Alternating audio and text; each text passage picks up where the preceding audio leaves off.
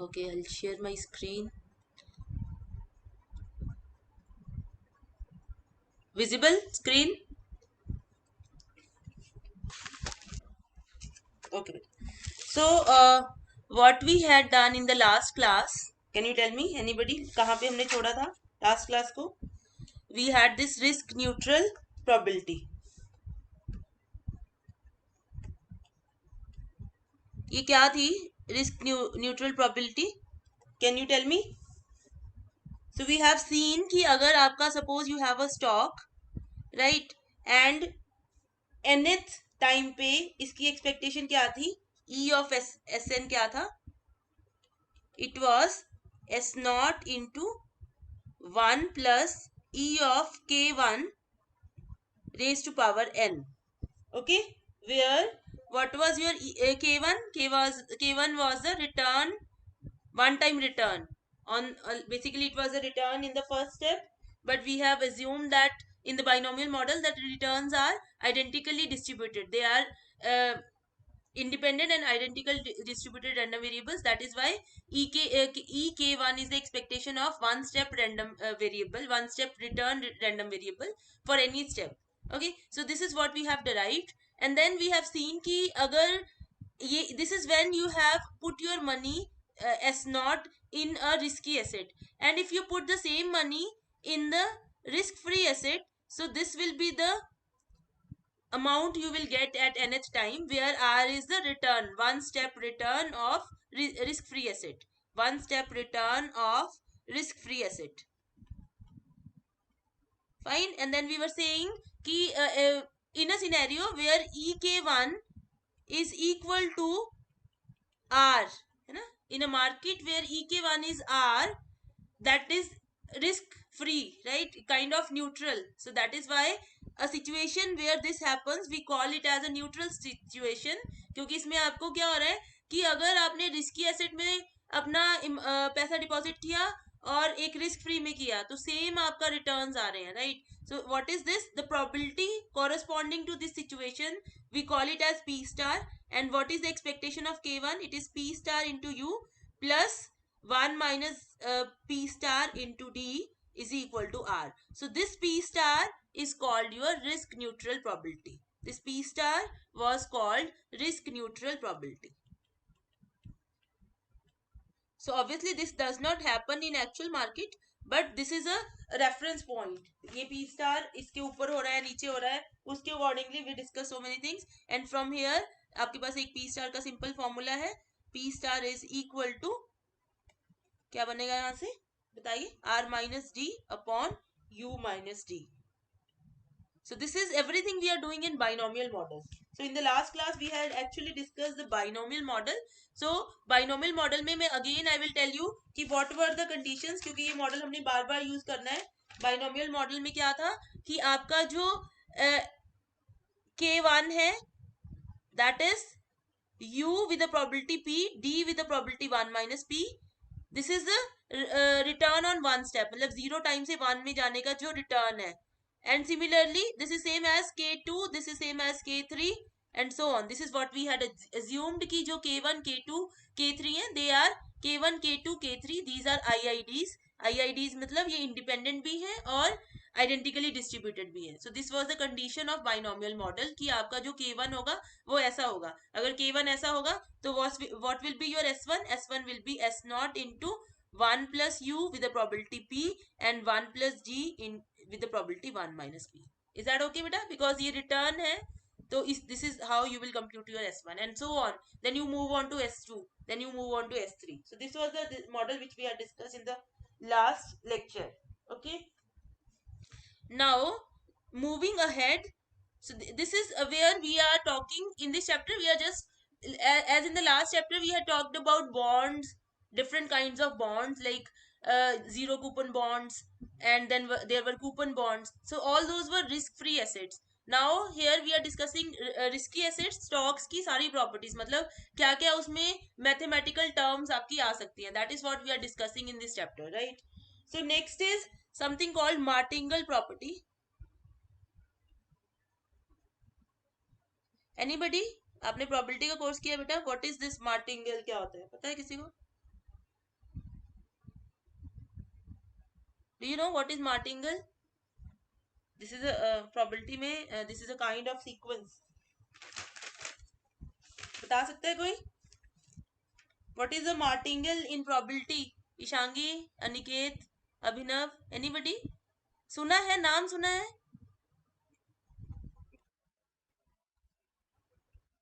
अच्छा, okay. So it is a sequence of random variables. मतलब इसका फाइनेंशियल से कोई लेना देना नहीं है. It is a probability term जो हमारी प्रोबेबिलिटी थ्योरी में आती है. So I just give you the definition, then will use it. It is a sequence of random variables.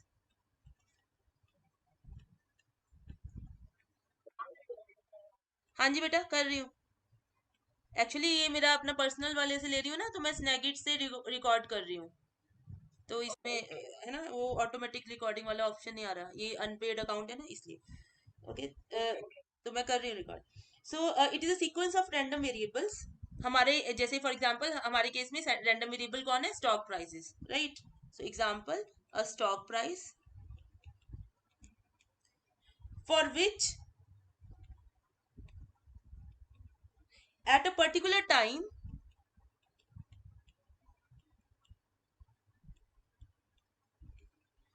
the conditional expectation, the conditional expectation सबको पता है? Conditional probability पता है? कंडीशनल प्रोबेबिलिटी तो हमने पढ़ी हुई है ना. Conditional expectation of the next value in the sequence, value in the sequence is equal to the present value, is equal to the present value.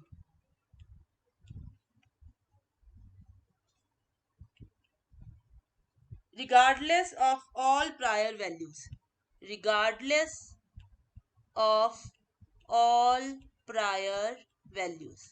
अब इसका मतलब क्या है? देखिए, इसका मतलब ये है बेटा कि आपके पास this is your time step. t is equal to 1, t is equal to 0, 1, 2, 3 and so on, right? So हर स्टेप पे you have a value for your random variable. यहाँ पे उसका s0 है. This is s1, this is a random variable. s2 is a random variable. This is a random variable. So you have a sequence of random variables. Can you see? So it is a sequence of random variables. So here you have first term of the sequence, second term of the sequence, third term of the sequence, and so on. So this is a sequence of random variables. Although S0 is fixed, but you can treat it as a constant random variable. For which at a particular time the conditional expectation. इसका क्या मतलब है? अभी देखिए, अभी आपने E of S1 निकाला था ना, E of S2 निकाला था. एक्सपेक्टेशन मतलब मीन वैल्यू. अब अगर expectation of S2 given that S1 is say S0 into 1 plus U, ये कंडीशनल एक्सपेक्टेशन होगी. इसका क्या मतलब है? इसका मतलब ये है कि आप S0 से स्टार्ट हुए, S1 पे पहुंचे. Okay, let me write like this. पहले ना मैं ये आपको समझा दूं इसकी definition, then I will give you an example, नहीं तो ना क्योर्स हो जाएगा. So this is conditional. Conditional मतलब you are talking about the expectation of S2 when you already know the price of S1. अभी हम अगर डायरेक्टली आप t is equal to 0 पे खड़े हो तो you will just talk about expectation of S2, क्योंकि t is equal to 0 पे आपको S1 की वैल्यू नहीं पता है. So what was this? Can you tell me? हमने कंप्यूट किया था ये. This was S0 into 1 plus E of K1 का स्क्वायर. ठीक है? So this was this value. But at t is equal to 1, अगर आप t is equal to 1 पे पहुंच गए, then you have a better information, क्योंकि आपको S1 भी पता है तब. In that case, you can start talking about the expectation of S2 given the value of S1. क्योंकि in that case, you know whether S1 has gone up or down from S0. So this is called conditional expectation at t is equal to 2. So we are saying, अगर किसी sequence of random variables में ऐसा होता है कि conditional expectation of the next value in the sequence is equal to the present value, this is equal to S1. अगर ऐसा होता है, okay. And next is expectation of S3 given S0 तो लिखने की जरूरत नहीं है क्योंकि ऑलरेडी गिवन होता है. S0, S1, S2 given, so that is called, that is equal to S2. अगर ऐसा होता है कि expectation conditional expectation of S2 is equal to S1, conditional expectation of S3 is equal to S2, conditional expectation of S4 is equal to S3. Such a sequence is called a martingale. Is this definition clear, beta? There are so many properties for martingale. It's like a calculus. जैसे बेटा आपके होता है ना कि अगर आपका function continuous और डिफरेंशिएबल है तो you can use your Rolle's theorem और आपकी जो मीन वैल्यू थ्योरम्स है. So in probability also there are theorems जो आप यूज करोगे and in the statement of the theorem it may be there if your sequence is a martingale then you have this property. So we will use that further. That is why I am telling you that we will get a martingale here. But first of all, what is a martingale should be clear to you. So am I clear what is a martingale? ठीक है. अब now let us come back to our financial theory जो हमने पढ़ी है, right?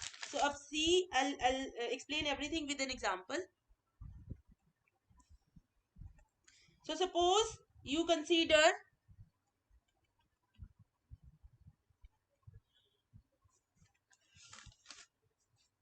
S0 is equal to $100,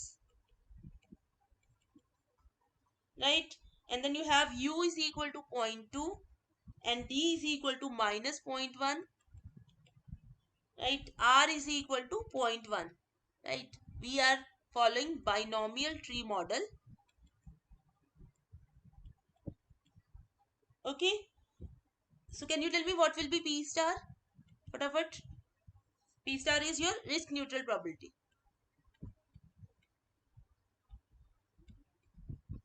बताओ बेटा, अभी था ना फॉर्मूला आपका P star का.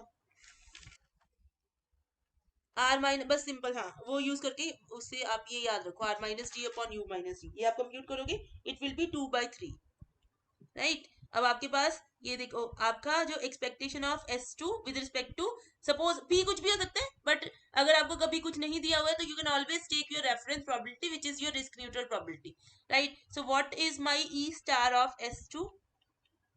That is, as we have already told, that is S0 into 1 plus R square. और मैं दूसरा फॉर्मूला भी यूज कर सकती हूँ जिसमें P star यूज होगा. So this is $121. इसका मतलब standing at t is equal to 0, if you just compute what is the return, expected return at time 2, you will say $121, right? But now suppose you already crossed t is equal to 0 and you reach to t is equal to 1, right? So you have this situation कि at t is equal to 1, if price goes up, so अभी हमारे पास क्या है कि S0 100 है, okay, with the probability 2/3 is the probability of going up. U कितना था? U was your 0.2, तो going up कितना हो जाएगा, कितना ऊपर जाएगा बेटा? 100 into 1 plus 0.2, how much is that? 120. और going down कितना हो जाएगा? 90, है ना आपका. D क्या है? minus 0.1. So this is 100 into 1 minus 0.1. This is 90. Okay, now we know that this is the path we have followed. This is the extra information we have. So what will happen further? What is the probability for S2? This is your S1. What is the probability or possibilities for S2? You may go up, which is 120 into 1.2. This is 144 with the probability 2/3, and or you can go down 108 with the probability 1/3. Okay, now it means that if you now compute what is the expectation of S2 given S1 is equal to up value which is 120. So this expectation is 2/3 into 144 plus 1/3 into 108. So this is equal to how much? $132.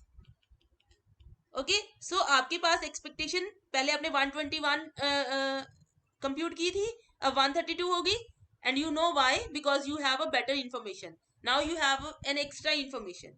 Is that thing clear? And similarly if price goes down, उस case में आपके पास क्या होगा? You have this thing कि आप, ये नीचे वाला मैं यहीं पे ड्रॉ कर रही हूँ. सो you have in this case कि आपका 90 से या तो 108 हो जाएगा या फिर आपका 81 हो जाएगा. 108 with the probability 2/3 and 81 with the probability 1/3. So in this case, what will be your expectation? E of S2, given that S1 is 90, this will be 2/3 into 108 plus 1/3 into 81. बेटा समझ में आ रहा है सबको? Please let me know. Okay, so in this case your probability is $99. Okay, so again this is your conditional probabilities, probability sorry expectations, right? So conditional का क्या मतलब है कि आपने जो उसके पीछे स्टेप्स हैं, for example if you are standing at t is equal to 2, so you are using the information which is available at t is equal to 1, right? So here, can you from this what I have done the calculations, can you tell me what will be in general S2 given S1? क्या हो गया, चाहे up हो या down हो, what is this, क्या हो जाएगा? रिस्क न्यूट्रल के केस की बात कर रही हूं मैं. This will be simple S1 into 1 plus R ना बेटा, है ना? क्योंकि ये क्या है आपका, what is this, this is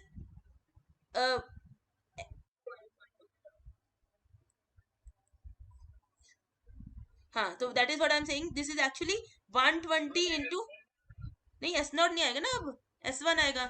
S not तो पहले आ ही रहा था.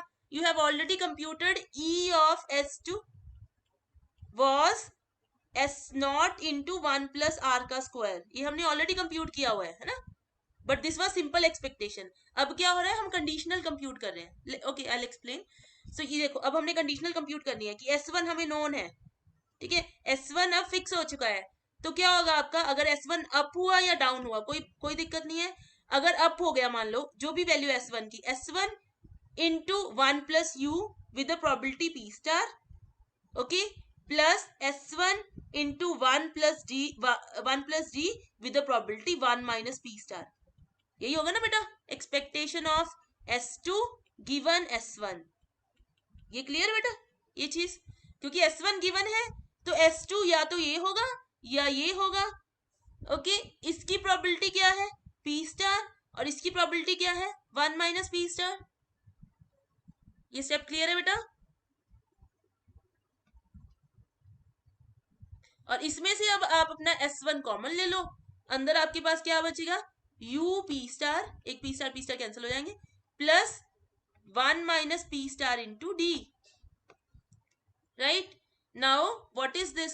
This is equal to 1 plus R in the risk neutral market. So, your E2 given, sorry, E of S2 given S1 will become 1 S1 into 1 plus R. Okay? So, in general, you can just say, you can generalize this thing. Generalize कर लो, E3 के लिए भी same होगा. So, E of Sn, okay, or Sn plus 1 given Sn will be equal to Sn into 1 plus R. देखो ये बेटा, इसमें किसी को कंफ्यूजन कि ये जो हमने करंट सिनेरियो एज्यूम किया है उसमें E of Sn plus 1 given Sn, मतलब Sn फिक्स हो चुका है, is equal to Sn 1 plus R.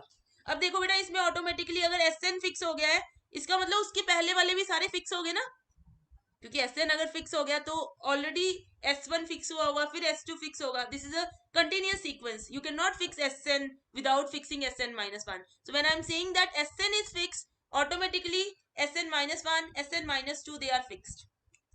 इसमें डाउट किसी को? Now can you relate it with martingale? अब देखो यहाँ पे क्या हो रहा है, ऑब्वियसली डायरेक्टली मार्टिंगल नहीं बन रहा, मार्टिंगल तब बनता है यहाँ सिर्फ Sn आता अगर, है ना. So this is not exact martingale, not exact, not an exact martingale, but कुछ सिमिलरिटी है. तो अभी इसमें मैं क्या कर रही हूं, you divide with 1 plus R raise to power n plus 1, तो क्या हो जाएगा, और ये this is a constant with respect to probability, so I can bring it inside the expectation, so I will get expectation of Sn plus 1 upon 1 plus r raised to power n plus 1 given Sn is equal to Sn upon 1 plus r raised to power n. Now can you tell me what is this? What is this value and this value? Anybody? This is discounted value, है ना? Sn discounted value मतलब अगर आप risk free terms में consider कर रहे हो तो ये प्रेजेंट वैल्यू ऑफ Sn है. So we just denote it with tilde. So this is equal to Sn plus 1. We are saying Sn plus 1 tilde given Sn is equal to E. So we say that present values of Sn, that is Sn tilde, forms a martingale. इसको कहाँ पे use करेंगे वो next chapter में आएगा अभी, but आपको ये पता होना चाहिए कि मार्टिंगल बन गया. मार्टिंगल मतलब expectation of the next term in the sequence is same as the present term of the sequence. Clear बेटा? किसी को डाउट इसमें? ईशांगी क्लियर है बेटा?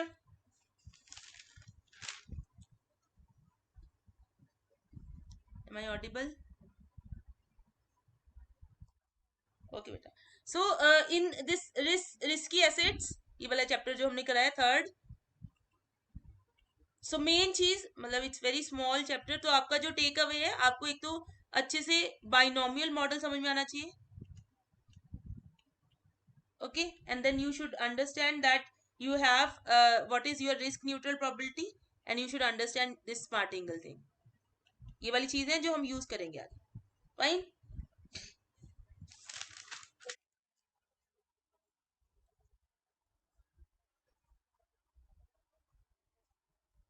कौन सी वाला बेटा?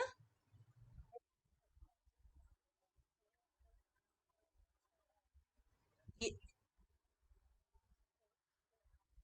हाँ,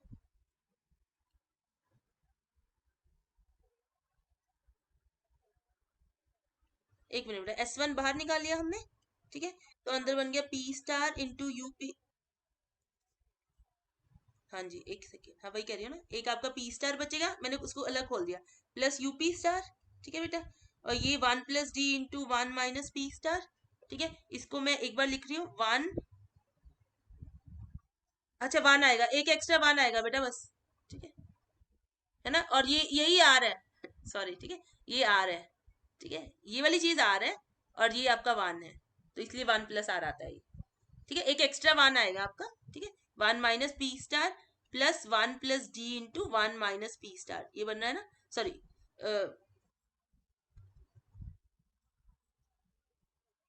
नहीं बेटा, वो तो 1 माइनस डी नहीं बचेगा बेटा. इसको देखो ना, 1 इंटू 1 माइनस पी स्टार करोगे तो 1 माइनस पी स्टार आ जाएगा. फिर बाद में क्या बचेगा? D into 1 minus P star. ये कैंसिल हो गया, तो आपका 1 प्लस ये चीज बची, that is your R. Okay बेटा, समझ आ गया? हाँ. So this is R, this is what we have done. So this is equal to R. Clear बेटा? सो दिस चैप्टर में आपको these are the 3 main things. और भी हमने कुछ किया है, और इस चैप्टर में ना आगे और भी मॉडल्स दिए हुए हैं. जैसे हमने बाइनोमियल मॉडल पढ़ा है, ट्राइनोमियल, कंटिन्यूअस, वो मैं क्लास में नहीं करा रही हूँ. ठीक है, तो आपकी मर्जी, आपने पढ़ लेना अगर आपका मन होगा, बट मैं एग्जाम्स में नहीं दूंगी वो. ठीक है, so I am moving on to the next chapter. Okay बेटा, सो अभी तक now we will be moving to, again I am saying that thing again and again. So now you have these securities: bonds, stocks, futures, options, right? इसको हमने इतनी detail में नहीं पढ़ा, but फिर भी we have studied some of the things about futures and options. We call them as derivatives, right? And you have a market जिसमें ये सब कुछ ट्रेड हो रहा है, right? And you have studied about bonds in detail, you have studied about stocks in detail. Okay, अब हम market को थोड़ा सा स्टडी करेंगे before moving on to futures and options. Okay, now we will look at market little bit. Although हमने जो पढ़ा है बस उसी को एक्सटेंड करेंगे थोड़ा सा, बट फिर भी मार्केट के बारे में will study, right? So the next chapter is market models, कि मार्केट कैसे काम करता है. ठीक है, so the next chapter which we are going to study is chapter 4, that is discrete time market models. Discrete time का क्या मतलब है बेटा?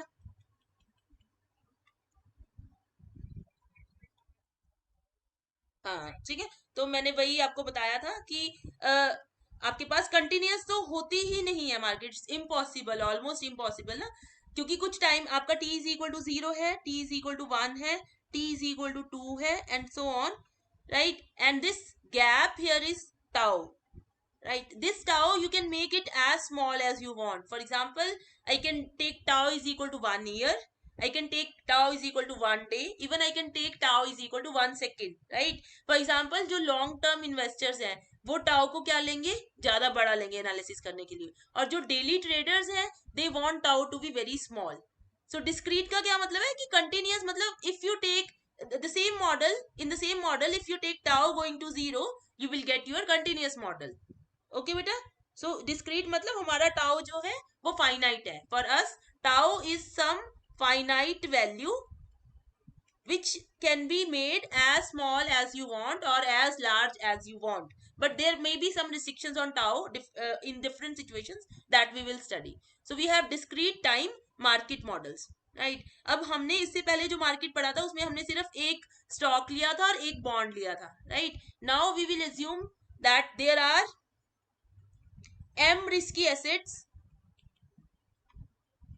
और वो risky assets again and again I am telling you जरूरी नहीं है स्टॉक्स हो, they can be commodities also, they can be आपका जो फॉरेन करेंसी हो सकती है, ठीक है, आपका वो भी हो सकता है, ऑयल भी हो सकता है, anything which is risky, but हमारी सिंप्लिसिटी के लिए we'll assume they are stocks, but they can be anything, right? So there are M risky assets, मान लो S1, S2, SM, okay, and one risk free asset, risk free asset one ही लेते हैं हमेशा, इसका reason बता सकता है कोई? Anybody can you tell me what is the reason कि हम हमेशा एक ही रिस्क फ्री एसेट लेते हैं? क्योंकि ऑलमोस्ट आपने देखा हो ना कि अगर एक बैंक ने रेट ऑफ इंटरेस्ट कम कर दिया तो दूसरा भी कर ही देता है ना, धीरे धीरे, लाइक एवरीथिंग कन्वर्जेस, तो वी कैन एज्यूम कि जो आपके बॉन्ड्स हैं वो ऑलमोस्ट एक ही रेट ऑफ इंटरेस्ट पे सेल हो रहे हैं, तो उसमें कोई डिफरेंस है नहीं, सो इसलिए हम हमेशा एज्यूम करते हैं कि एक रिस्क फ्री एसेट है, राइट? सो आपका क्या होगा डिफरेंट टाइम्स पे, suppose at t is equal to n, at t is equal to n, what is the value of your portfolio, can you tell मी?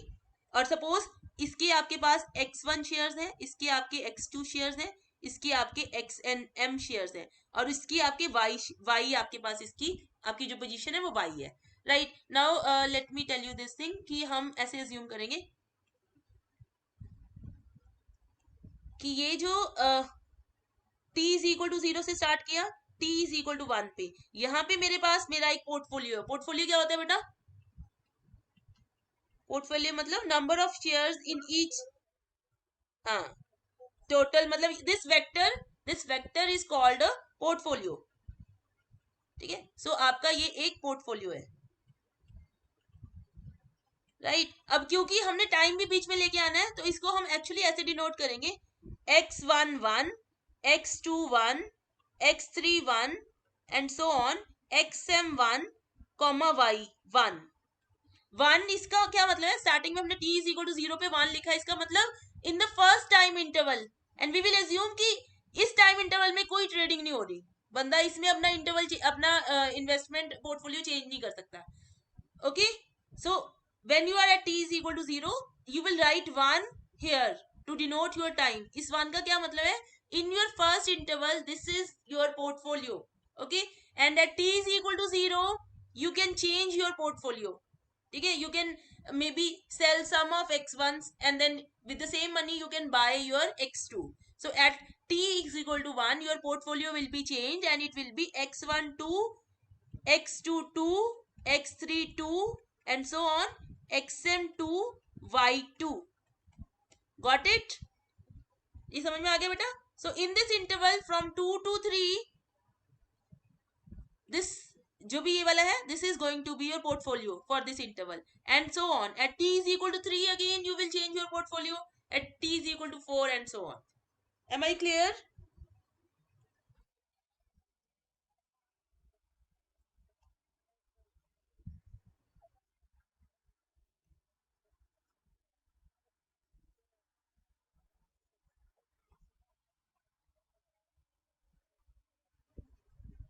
बेटा वो हमने बॉन्ड्स में वो निकाला था कि वो ये था कि कितने टाइम में आपकी वहां पे पीरियोडिक कंपाउंडिंग हो रही थी, तो कितने टाइम में।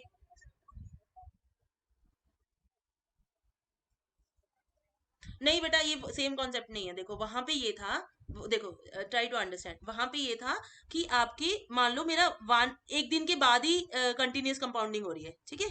अब मैंने 3.5 के बाद अपना पैसा विड्रॉ कर रही हूँ। अब बैंक कहेगा कि आपका फर्स्ट डे मैंने एक दिन का लगा दिया, दूसरे मान लो यहाँ पे मैंने डिपॉजिट किया था, तो एक दिन का इंटरेस्ट लग गया, दूसरे दिन का, तीसरे दिन का, अब चौथे दिन का नहीं लगेगा क्योंकि मैंने यहाँ पे अपने पैसे विड्रॉ किए हैं। फाइन। अब यहाँ पे क्या है, यहाँ पे हम ये एज्यूम कर रहे हैं कि इसके बीच में कुछ हो ही नहीं रहा है, ठीक है। वी आर सेइंग कि जो चेंज होगा वो सिर्फ इसी स्टेप्स पे होगा, वो एक्चुअल में होता है, that happens in actual thing. यहाँ पे एक्चुअल में नहीं होता, यहाँ पे तो हम एज्यूम कर रहे हैं कि this is the time gap जिसके अंदर कुछ हो ही नहीं रहा है, ठीक है। So it may be you can assume it as a nanosecond. So this interval is the interval of inactivity, nothing is happening in this interval. तो आप अपना पोर्टफोलियो नहीं चेंज कर रहे, कुछ भी नहीं कर रहे आप। Do you understand the difference? यहाँ पे तो एक्चुअल में यही होता है ना कि अगर आपका मंथली मान लो आपकी मंथली कंपाउंडिंग हो रही है, वो कह रहे हैं कि 4 तारीख को इंटरेस्ट लगेगा, ठीक है। आप आपका कह रहे हैं कि चार नेक्स्ट फोर्थ को आपका इंटरेस्ट कंप्यूट होगा, और आपने 10 तारीख को अपने पैसे विड्रॉ कर रहे हो, तो वो 6 दिन के आपको इंटरेस्ट नहीं मिलेगा, ठीक है। वो एक्चुअल में होता है क्योंकि उसके बीच में भी जो आपका इंटरवल है उसमें there is an activity, but यहाँ तो हम ये एज्यूम कर रहे हैं कि बीच वाले इंटरवल में एक्टिविटी ही नहीं है, ठीक है। ये just an assumption. Ishangi, is this clear? Okay fine. Okay बेटा, ये नोटेशन समझ में आ गई कि आपने वन का क्या मतलब है, right. Now what is the value of your portfolio at time N? This is the value of portfolio. बताओ बेटा, nth टाइम पे वैल्यू ऑफ पोर्टफोलियो क्या होगी?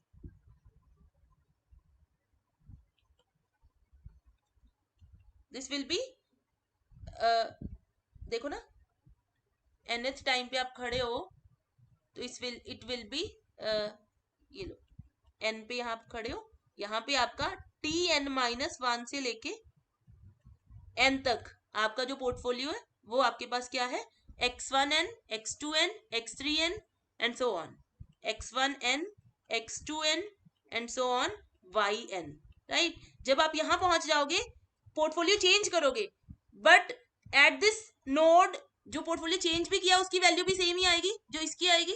So the value of the portfolio will be x1n into उस point पे stock की क्या value है, plus x2n into what is the value of the stock at that point and so on, plus xmn into the value of the stock at this that point, plus आपका yn into an. Clear? So we can write it as, ये clear है बेटा सबको? So this is equal to, you can just write it as j from 1 to m, whatever the number of stocks, into xj, xj मतलब आपका उस time पे कितना आपके पास है, xjn sjn, right, plus y वाला अलग लिख दो हमेशा. So this is the value of the portfolio, right? Now we will put some assumptions. So the first assumption is कि आप, जो मैंने आपको वही बोला है कि you can not do in between anything, ठीक है। t इज इक्वल टू 0 और t इज इक्वल टू 1 के बीच में आप कुछ नहीं करोगे, सिर्फ यहाँ पे आप you will do nothing here, यहाँ और यहाँ you can change your portfolio, okay. So this is the first assumption, no activity between 0 t is equal to n minus 1 and t is equal to n, okay. This is first assumption. Second assumption is that if you invest V naught in the beginning,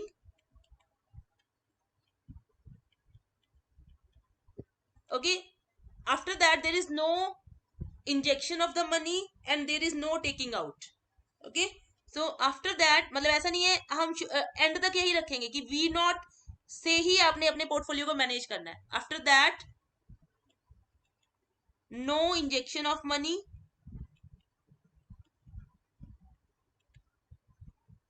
no taking out. Although this is not a very good assumption, it is not matching with our real life activity, but to keep this thing simple, we'll start with this. ये समझ में आ गया बेटा कि जो हम अभी study करेंगे मार्केट स्ट्रक्चर, उसमें हम वी नॉट जो है बस एक बार हमने T is equal to 0 time पे इन्वेस्ट कर दिया, उससे जो हमारा पोर्टफोलियो बना उसी को मैनेज करेंगे. We will not inject any further money till t is equal to n, and we will not take out any money. Later on we will remove this condition. Is this thing clear? And then next thing is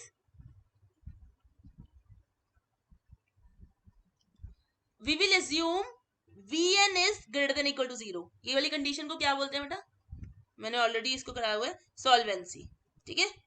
so we will assume कि portfolio जो है बंदे का कभी भी negative नहीं होगी value, right. सो ये हमने बोला था लास्ट टाइम भी जब हमने ये कंडीशन पुट की थी कि ये कैसे पॉसिबल है, how you can relate it to real life situation, कि ऑल दोज पीपल, अगर किसी का पोर्टफोलियो का वैल्यू नेगेटिव हो गया इसका मतलब वो डिफॉल्टर है, and we are not. Okay बेटा, सॉल्वेंसी का क्या मतलब है बेटा कि मेरी वेल्थ जो है वो नेगेटिव हो गई. इनसॉल्वेंसी का क्या मतलब है कि मेरी वेल्थ नेगेटिव हो गई. सॉल्वेंसी का क्या मतलब है कि मेरे पास हमेशा जीरो से ज्यादा अमाउंट है, मतलब जीरो और उससे बड़ा अमाउंट है मेरे पास. तो आई हैव टोल्ड यू कि फिर मार्केट में तो आपका ऑब्वियसली लोगों को नुकसान हो जाता है और वीएन नेगेटिव हो ही जाता है, right. So we are saying all those people who are having negative wealth, उनको हम एनालिसिस में नहीं ले रहे. So this is solvency. Solvency matlab we are just considering those people who are having some money to trade. Clear? Okay, so this was solvency. So we will assume that Vn is greater than equal to 0. And apart from that, there were other assumptions